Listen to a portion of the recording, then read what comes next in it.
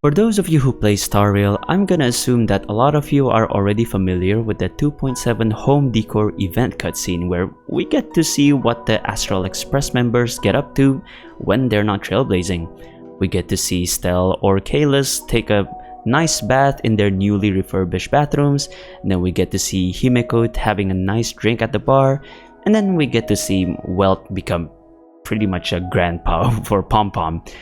But the scene that I wanted to focus on is actually the whole scene where Dan Heng and March play a game of chess.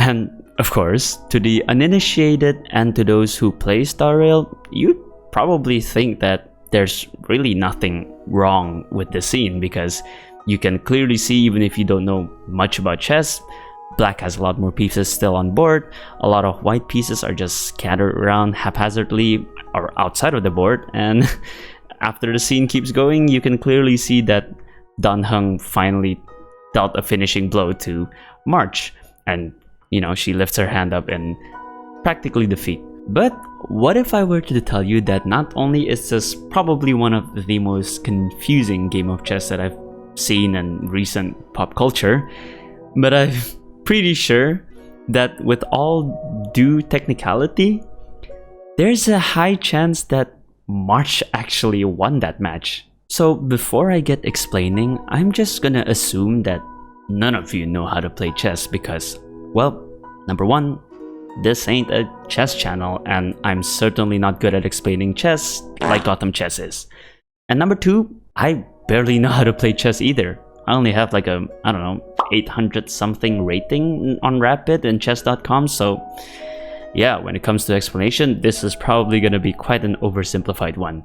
But anyways, let's begin with just watching the scene from that small start of the snippet. Okay, we get to see them playing up, we get to see March deciding what move to make, and then she makes the move, and then Dan Heng doesn't even look, and apparently he wins the game just off of that. And like I said, at a glance, seems like nothing is wrong. But it all starts going wrong for me when I tried to first emulate the position because I just wanted to see whether or not this was a truly hopeless situation. And so what I did was I just plop up a chess.com board and make the position. And we can see here, and actually the first weird part about this whole thing is not necessarily the position or the game of chess itself. It's actually from the board. Because if you see the comparison between this, the model chess here that you see in the cutscene, with the chess.com board, you'd see that here, the H1 square, the bottom left square, this is a black square. My rook just disappeared. I'm gonna put it back. Okay.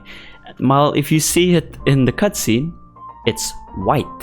So at first, this tripped me out so hard because I was just trying to position the pieces, and I was like, okay, pawn, and then you have a bishop on the black square. So but then when I went here, I went, wait, okay, 2 pawns.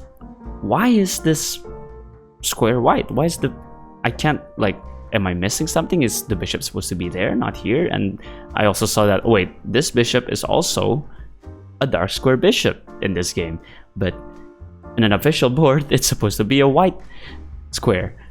And now that's when I kind of realized that, because at first I just thought I was janking out. Did I get the wrong board or whatever? But apparently it is actually because this board is rotated 90 degrees from where it should be playing from. So instead of playing like this board that we're seeing here is actually playing like this. And if you think, oh, does it really matter?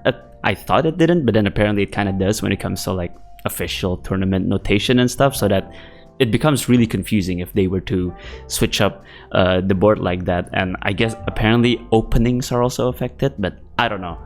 But there's an effect and there's a reason why you play in this kind of manner. So that's already jankiness number one. But then number two comes from the position itself. Because if you were to just look at this and then you watch this whole scene where Dan Heng just moved the piece, takes the knight, and then that's it, it all looks pretty normal. Then you pop it into like a before that last move kind of situation. You assume that this is the position. Okay, you got queen over there ready to take, you got these disjointed pawns, and then pretty much white is, for lack of better words, they're just screwed. Like there's kind of no coming back from this. Even if you're, I don't know, Magnus Carlsen, the #1 chess player for like, I don't know, 12 years now, I don't know if you'll be able to get back from this. I highly doubt so. But then the next weird part came from when I watched this section again, because here you see that March is holding the king because it has the crown, and pretty much the king, in terms of normal kind of chess symbolism, they always have that kind of crown symbol. But if you look at the position again, you'd see, wait a minute, the place where you think Dan Heng's king would be does not have the same model as the king. Because just to be clear, for those of you who just legit know nothing about chess, pieces don't come in different models regardless of the colors if they're in the same set. I have a Harry Potter chess piece here, and like you can see there, this is the king. It has this spike thing, and it's holding a sword, although because of the lighting you probably can't really see it, but there's the spike thing, and the black king is the same exact model. The same, it's just different color. And same goes for the queens. No pike thing, and I don't know, they're holding some sort of staff, I guess. But, oh no, that's a rapier, I think. Yeah, but anyways, so obviously in this position, you can just see that those are two different pieces. And the weird part is when you associate this position with this round of actions, because clearly Dan Heng just pretty much swiped that edge piece and then I guess delivered a check to the white king. But that wouldn't make sense. Again, my king disappeared. I don't know where to go. Yeah, but that wouldn't make sense, because if the king was here, if we assume that the king was here, then what moved over there? And the only thing that is logical is that we have it switched, because the king is here and the queen is the one that's still on its home square, I guess. If I'm pretty sure that's still their home square, basically the square that they started on. And I guess honestly it actually makes a bit more sense, because if you were to like see this part where she moved the king, it would make sense why she would have to move the king, because the king is in check essentially. So she actually has to move the king, and by moving it here, it would have made sense if the queen was here and then it just swept in. However, because we can clearly see that, well, again, the queen is still in home square, and I don't know, if you zoom in that, I guess you can clearly see that those are two of the same pieces that Dan Heng just moved with March's king. So we can just only assume that this is the king. Now, the reason why this is illegal in many ways, because one, Dan Heng moved more than one square with the king, because general chess rule is that king can only move one square at any direction, but can only move one square at a time. But it's also illegal because you cannot move your king one space away from your opponent's king, because this is covered by the king itself, this whole entire position. So you cannot move in any one of these three squares. So by having the king move over here and take the bishop, and I don't know, I guess it's just like, what? How did the king move like that? And I don't know what sort of house rules they were playing.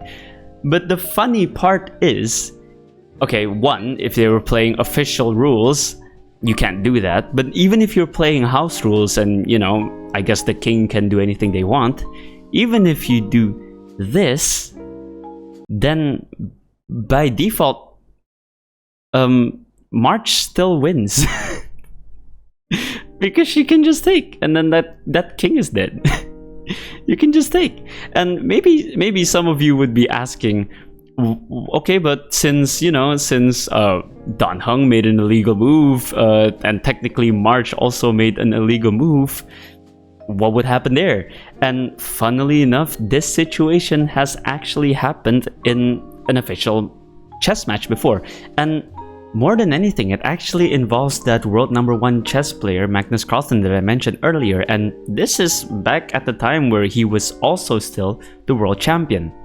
It's kind of confusing if you don't know chess, like you can be world #1 and then you're also not the world champion at the same time. It's like in tennis where, you know, the Grand Slam winner of a major tournament might not be the world #1 at the time, so yeah, it's kind of like that. And basically this was against Ernesto Inarkiev back in 2017, and this was a world championship basically, but for Blitz, which is like their more speedy, shorter time frame one.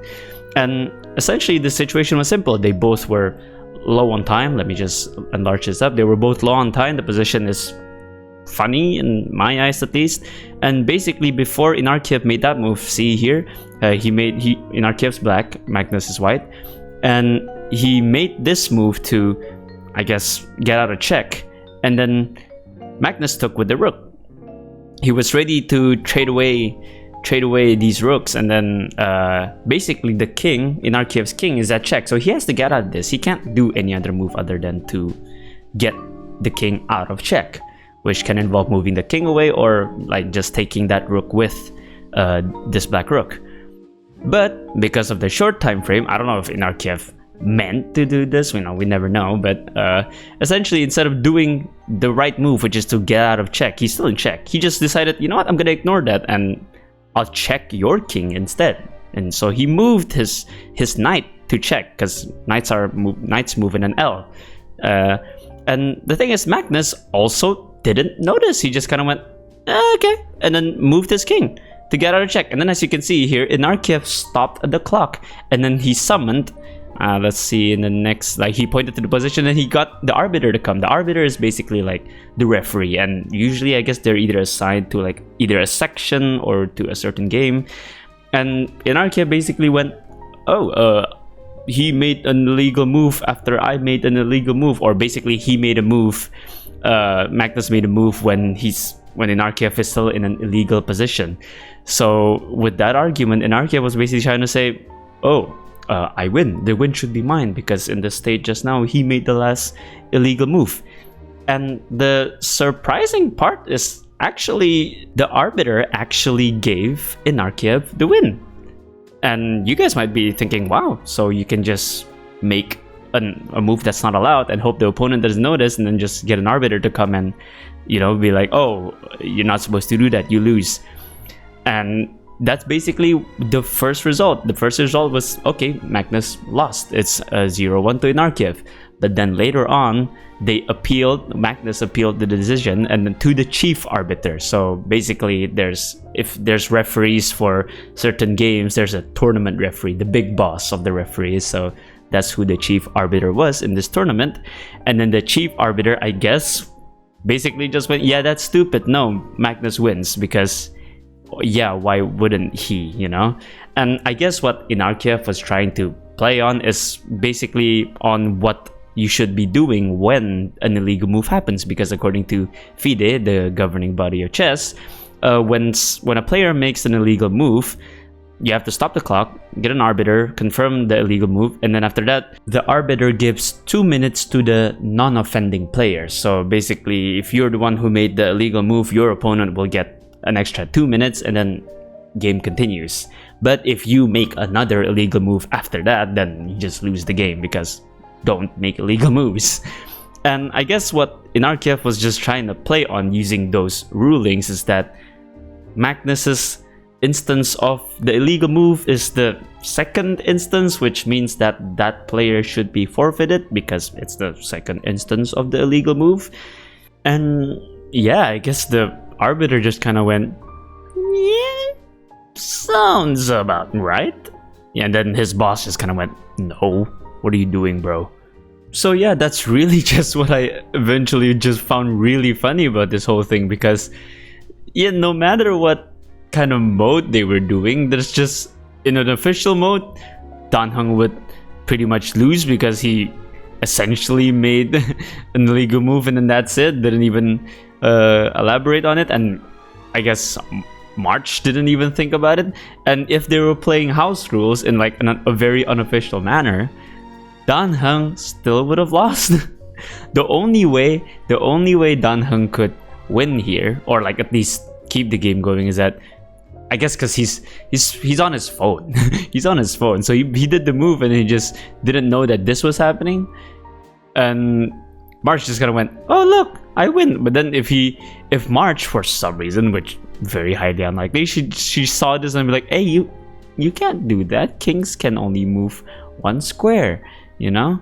And even so, like this, all of these three moves, they're unavailable to be used by that king. So because you can't check a king with your king, that's just not how it works. You got to check it with some other pieces, you know?